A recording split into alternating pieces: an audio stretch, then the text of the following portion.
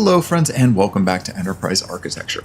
Now last episode we spent a whole lot of time setting up our brand new solar array that you can see here in front of me, as well as a bunch of hydroelectric power which you can see way off in the distance, those little black dots there, and upgraded our biofuel generator setup. Now, I was just over on the Satisfactory Plus Discord, and it sounds like the mod pack authors are looking to remove solar power completely from the game, or at least nerf it significantly.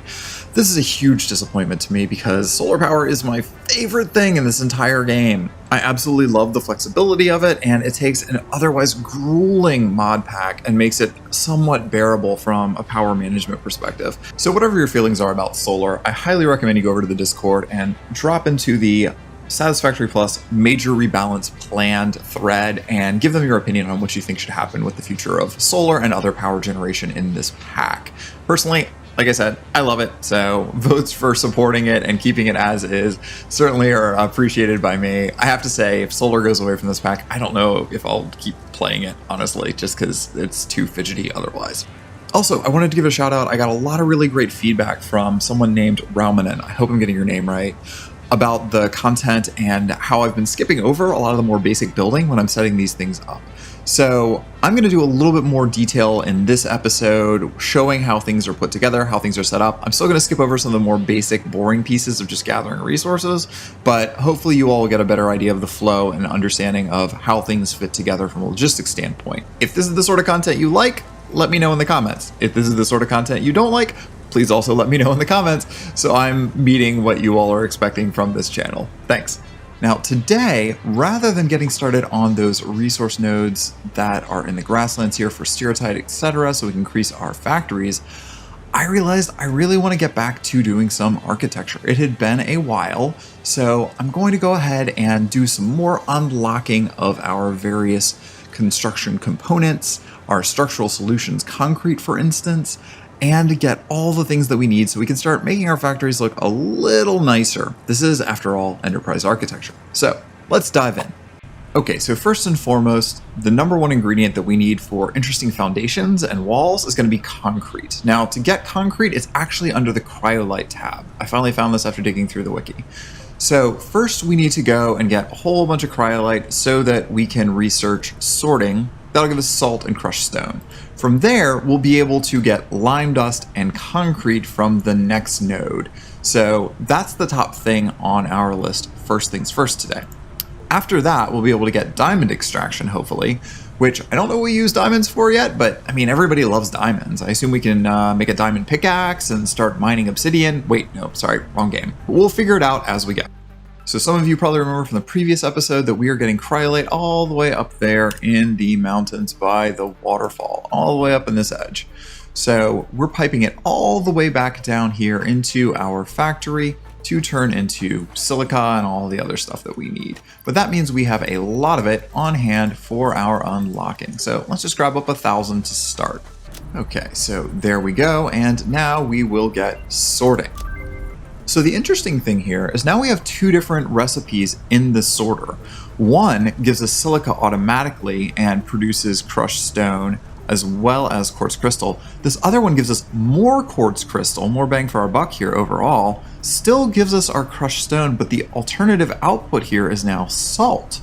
So I think we might redo our entire setup so that instead we are getting this salt production, because we can still make our silica from crushing our extra quartz crystal. So maybe we reroute half of our quartz crystal that we are not using, use that to make our silica, and then we will have our salt that we need for the next level of unlock for getting towards lime dust. Okay, so here's our previous sorter setup that we had. Cryolite's coming in. We have an extra storage container for that cryolite. And the sorter just drops things right here, and this is where we're getting our silica and our crushed stone. And we have a lot of backup silica right now because we're producing way more than we need being consumed at the other end of the supply chain. So the first thing to do is disconnect that silica belt because we're not going to be outputting silica anymore. We're instead going to change our recipe here to the cryolite salt, cryolite salt, I guess that's a typo, but whatever. And now we should be getting salt out of that alternate channel instead, with any luck. But that also means we need to take some of our cryolite out, put it into a crusher to get silica so that we can keep having that same chain. So to that end, we're just going to plonk down a crusher. We're going to plonk down a splitter. And I think we can just run this like right in here nicely with no problems. Hopefully drop this down here. And that should kind of just work, I think. Oh, once we connect the power up, because obviously we need power for everything. So put this here, and this, I think we can just do silica like that. Perfect.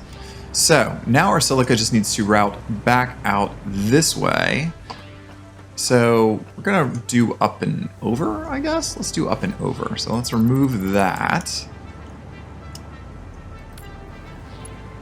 I think it comes out of this output. Let's try this. Like so. And then we're gonna put it up on some conveyor poles here just to make it a little cleaner. Like that. There we go. And into that window there. All right. So now our silica production is back online. No problem there. We could also do a whole lot more silica than that, I think, because this is only doing 30 per minute. Maybe we'll double this. Yeah, let's see. Wait, this is giving us 120 per minute. Yeah, we can easily double this and not feel bad about it. So let's put a second crusher down and just duplicate this whole thing out, and that means we'll just redo this a little bit. Merger here, merger here. Connect those together, and then our output from this, we'll just do a Mark II lift right here. Run that through. We'll have a little bit of clipping, but it can be a little ugly. That's fine. And then connect this out here. Mark I belts all around. And then we just tell this we also want silica. Then for the input, we just do the same thing here. We'll add a splitter here. And a splitter here, which is not quite aligned, but it's all right. And then this just needs a Mark I belt going in. And then power to this as well. And there we go. We're getting 60 silica per minute now off of the 60 quartz per minute that we're putting into this chamber. So that's pretty good, and that's half of the quartz that we are getting out of this today.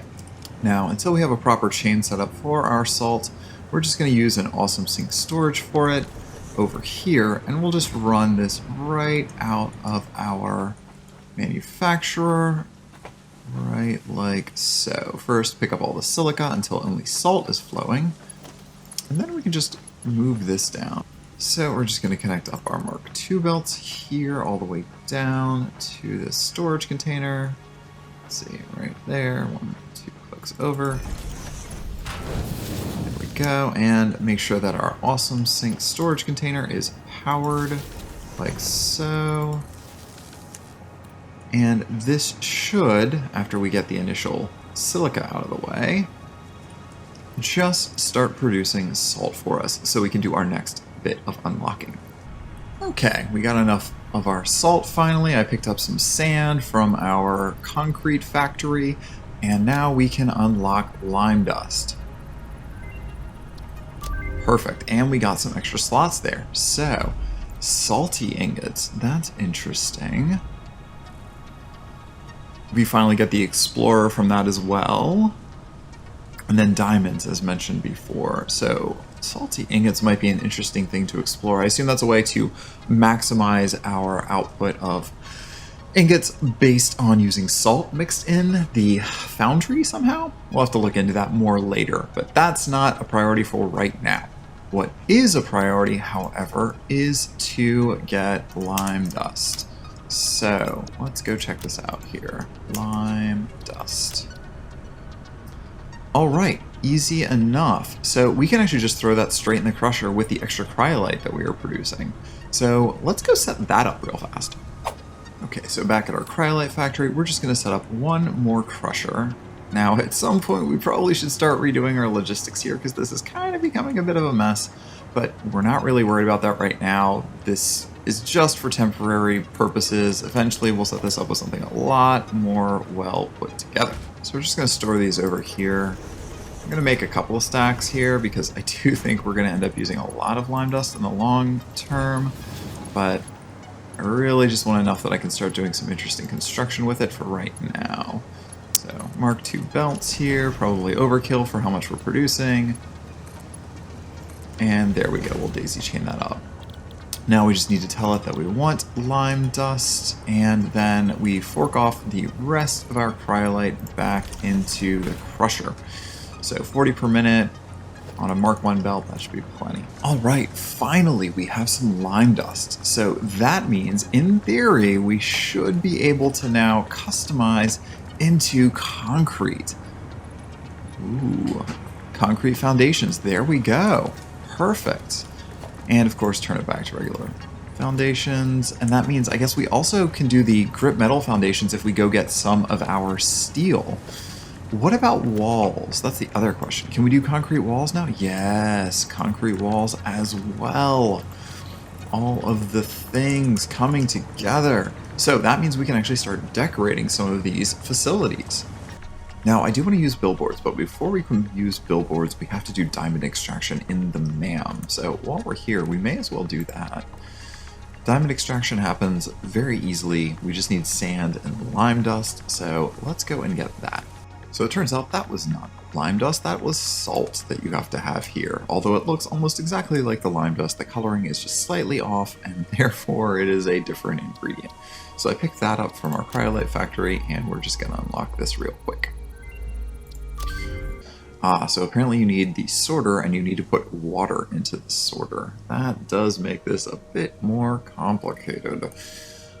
But thankfully we do have a source of water right next to that facility. So we do have water coming in here. So we could actually run that water pipe all the way down here and into the basement. Okay, there we have our water being run down here and into our factory. Now our logistics are starting to get a little messy here, so I do think we're gonna have to clean this up just a little bit, because now we have a second thing that we need to put cryolite into. Now we're getting a little closer here. I have my sorter for diamond on this side, I have my sorter for our other various cryolite items on this side, and then my two crushers, which are peeling back off from the quartz crystal into these for silica. Now, the silica, getting it back onto the other side is a little bit tricky because I want to maximize leaving this space open. So I think the best way to do that is to just use a couple of conveyor belts like this.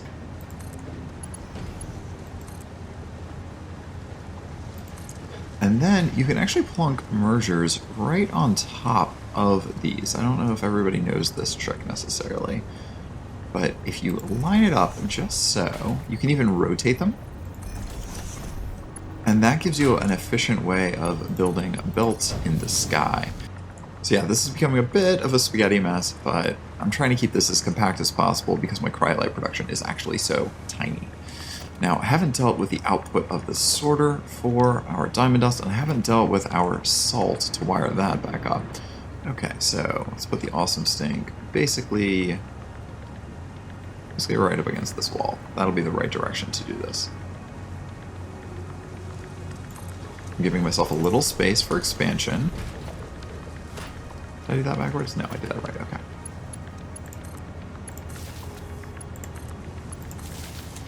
Okay, so our salts now, we're gonna run down this way. And right over top of those chests I had stuck down as well.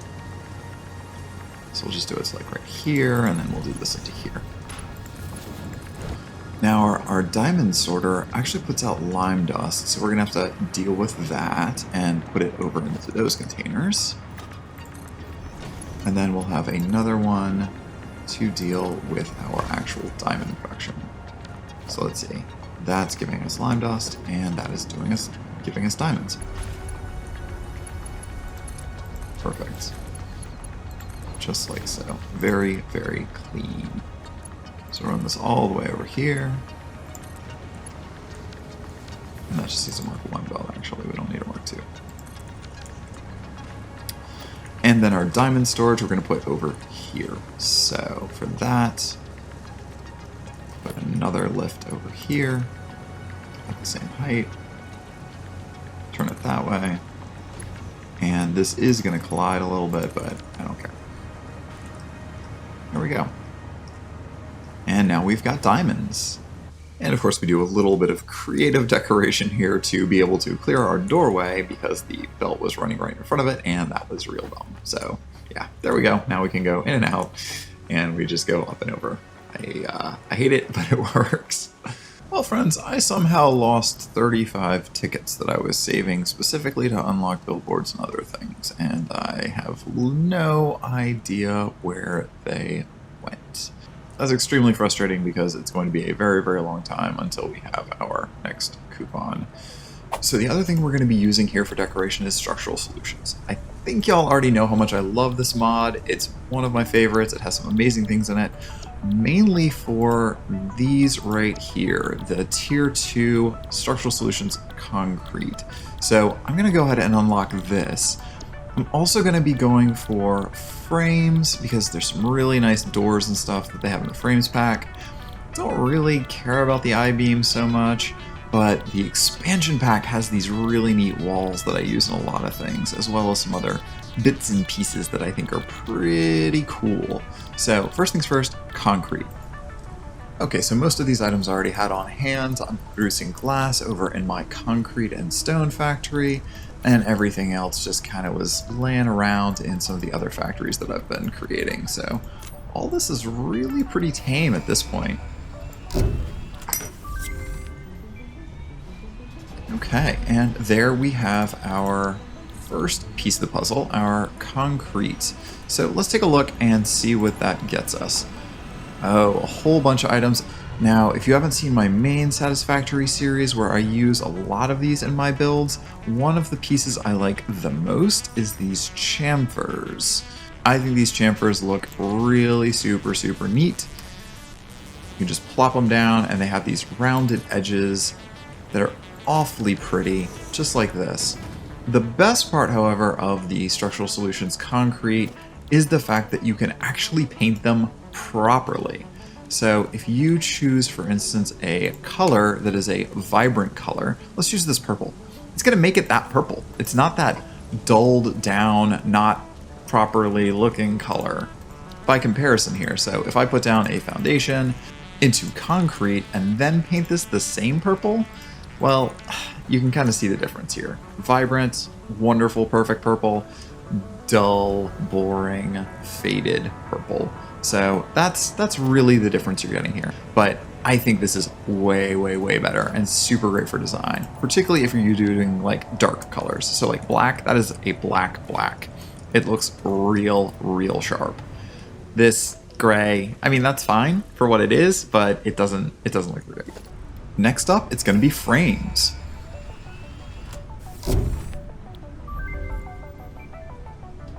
And same ingredients here for the expansion pack as the other two packs, which makes it relatively convenient for us. Now, we unlocked Micromanage a long time ago, but we didn't have access to quartz until recently, and I kind of forgot about it. So now we can go ahead and make our Micromanager, which is one of my absolute most important favorite of all tools for doing our various designs and builds. The great thing about Micromanage, I think if you've already seen my video on best mods for Satisfactory, you'll already know. You can take an item and move it around however you want. You can basically move things up and move things down and left and right and rotate and all of that fun stuff. So the last thing I wanted to do this episode is move our hub. It had been sitting over here on the ground since we first built it, way over there.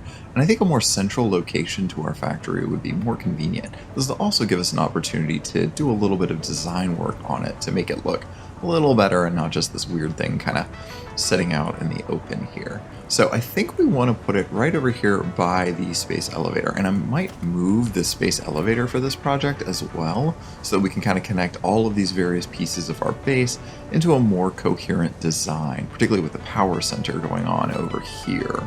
So that's what I think we're going to do now. So there are a couple of things I'd like to do with this build overall. I'd love to put in a shopping mall of some sort, just because I think that there's a lot of items here in this particular pack, and going to pick them up from my long shopping log right now is a huge pain. I have to go all the way down this thing, like a couple of miles that way, to pick up all of our items whenever I'm building something. That's a pain. The other thing I'd love to do is set up a hypertube room, which would eventually be replaced by a teleporter room, I think, once we unlock teleporters, so that we can get from spot to spot very easily, because this base is kind of sprawling with all of the things that we need to build here. So a quick way to get to our molten factory, our power production, our water production, all that sort of stuff would be super great, and this again is the most central point right now in our overall build. Now, in general, I like to start these sorts of builds with the hub itself. Okay, so with that build, I usually ensconce this inside of an actual structure. I don't really care that the drone is going to be popping out the top so much. That doesn't really irk me any, but I do want this to kind of be a little bit more hidden and feel like it's part of an overall feature.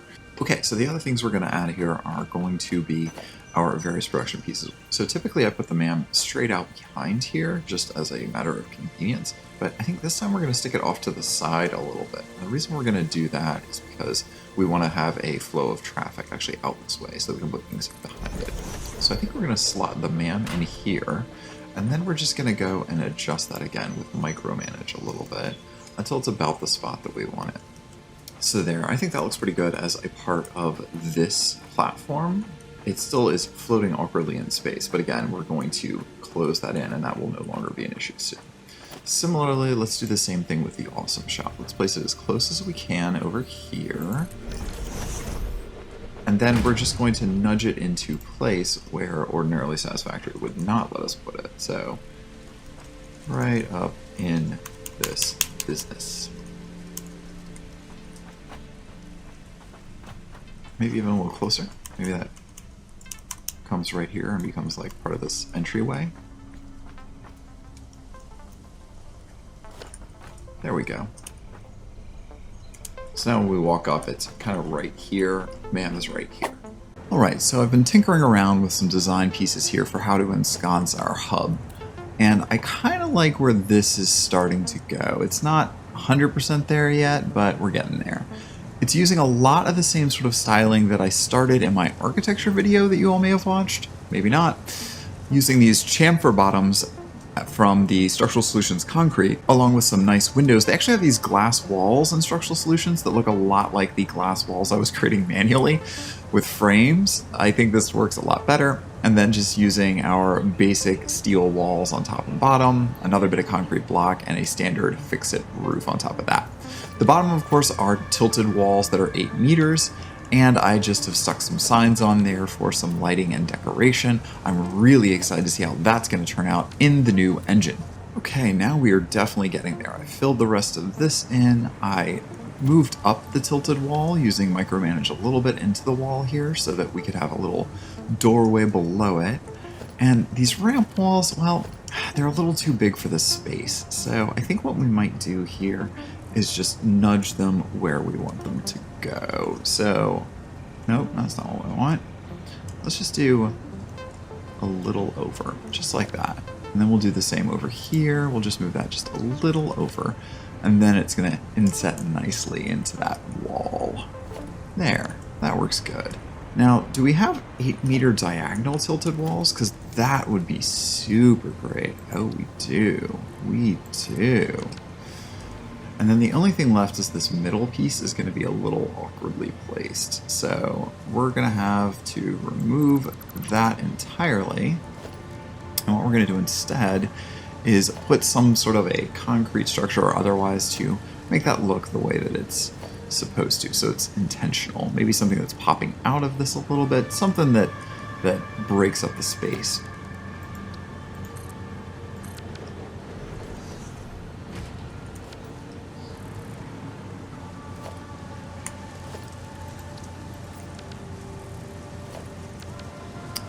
There we go. Much better. Look at that. That can definitely work for us. Almost looks intentional and deliberate. And then we put our walls up against that. So some 2-meter walls will fit nicely in there. like so. And then we repeat the process with our regular walls, our basic walls here, like so. And we are going to change those back. I think, do we want steel for that material? No, I think that's going to look silly. Let's just do standard fixate walls, which will just be flat. And we're just going to continue those down here.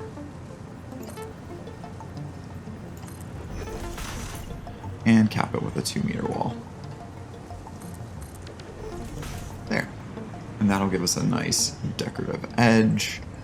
Of course, that's blue right now, so we're going to want to go back in here in our customizer and make sure that we make those black as well.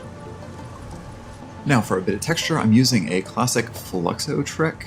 He frequently will do these tiered roof flats on edges, which give it this really nice little texture, just a little bit of extra something to it, and I think it looks really nice, so I'm going to use that technique here as well, and we're just going to run these all the way down just like that.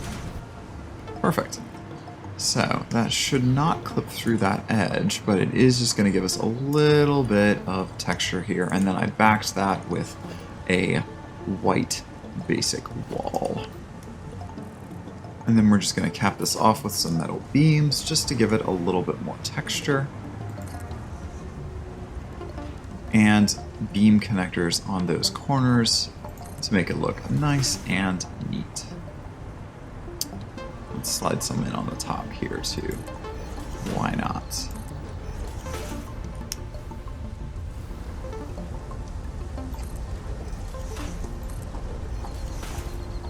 Now, unfortunately, there's no roof for the fix-it roofs that just kind of fill in the middle without having those black lines all the way around it. And I don't really love that so much. So the only other thing that we can really kind of do is not use roofs at all and instead just use solid blocks, which it'll work fine.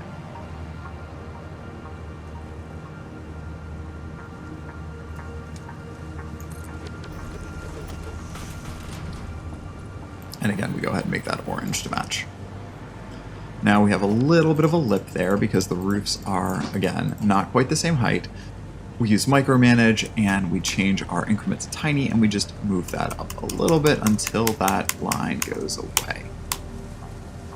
Just like that. And that gives us a nice, smooth concrete roof, and then we fall off of it.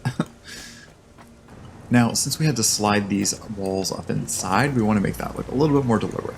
So I started by adding a metal grating floor around the edge here, and then I'm going to get a smaller metal grating floor and put it right over top of the edge of these. So that way, this looks kind of like we meant for it to be there, sort of, kind of. And that frames in like so. Now, careful observers will note that our hub is a little off-center, but again, it's hidden in here. We're not going to really notice that. And that's going to give us a little bit of extra space here, which we're going to use to add more stairs. Okay, so there we go. Now we have our little stairwell, and this goes up here, and this gives us our little viewing platform. Now, obviously, this is foggy glass in this game, so you can't see quite out as well as I would like here, but you do get an idea of where we're at, and it gives us a nice little view. Now we just need to finish out our entryway here, make it nice and neat for where it is that we want to be going, and it looks like we're just slightly off from our main base's height, just by like half a foundation, which is obnoxious. There we go, and now we've got a nice grand entryway. The main thing I think that is missing here, of course, is that it's still a little too connected to these other buildings around it. So I think what we'll do is we'll remove the connections here, and cut out most of the back of it so it's a freestanding space. That'll help a little. But the other thing I want to do is get it so it looks like it's rooted in the location it's in. So I'm also going to pull the floor out from under it here. So we want to use our concrete foundations, and we want the 4-meter concrete foundations like so. And we are just going to plunk this down right underneath like this.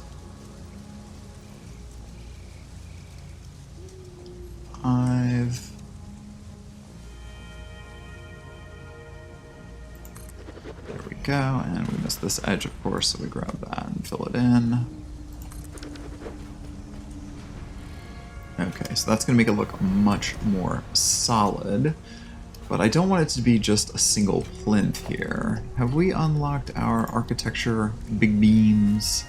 Yeah, we got some big pillars. So I start with these vertical beams, and they look okay, but I thought that what might really make this sink and fit into the landscape a little better is if I continue these diagonals that I had done up top below. So to do that, it's pretty simple. All you have to do is go and grab your painted beam or other beam of your choice, stick it right in the middle of your support here, and then you connect it to the middle of the support above, like so. From that, you can then grab your concrete pillar and put it right in the middle beneath and run it all the way up. And that way it'll kind of sit right into the pillar that you want. Now your edges are not going to line up perfectly, so the way that you do that is, once again, you guessed it, go to micromanage. We grab the pillar that's on top and we just sink it into the ground until it kind of matches up pretty nicely, or as close as we can get it. And again, to get rid of that fighting that we're seeing where it's twitching like that, we just grab one and we move it over by a tiny increment, and that will stop all the fighting and everything will line up nice and neat. And there we have it. There's our finished hub container. I think it looks pretty nice. I could still break this up a little bit more, maybe with some more beams and stuff, but overall I'm pretty content with this overall design. So that about brings us to the end of this episode of Enterprise Architecture. Next time we'll be building out all the resource nodes to get the rest of the stereotype in the grasslands and bring that over into a brand new molten iron factory that we'll be building. So stay tuned for that episode. So thanks again for watching, and we'll see you back here next time. Bye, friends!